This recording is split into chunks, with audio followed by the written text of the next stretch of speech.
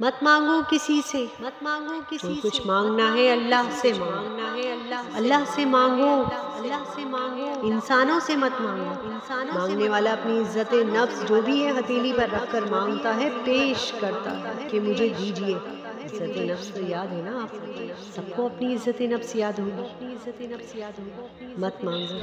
عزت نفس کا ڈھیلا مت کراؤ۔ حضور نے فرمایا جو کچھ مانگنا ہے اللہ سے مانگو، اللہ کا معاملہ وہ کس طرح تم تک پہنچا دے، کیا شکل پیدا کر دے، کیا اسباب پیدا کر دے، اللہ کی قدرت اللہ پر چھوڑ، مگر انسانوں کے سامنے دستے سوال مت ہو۔ ہاں دوسری طرف اگر کوئی انسان ہتھیلی آپ کے سامنے رکھ بھی دے تو اسے ٹھوکر مت مارو، تمہاری مروت، تمہاری شرافت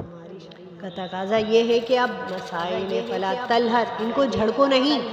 ڈانٹو نہیں، بلکہ یہ بھی آیا ایک حدیث میں تم دو، کچھ نہ کچھ دو،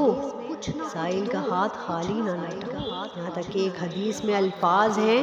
سائل کو ضرور دو، خواہ وہ تمہارے پاس گھوڑے پر سوار ہو کر آیا ہو، اس کو دو۔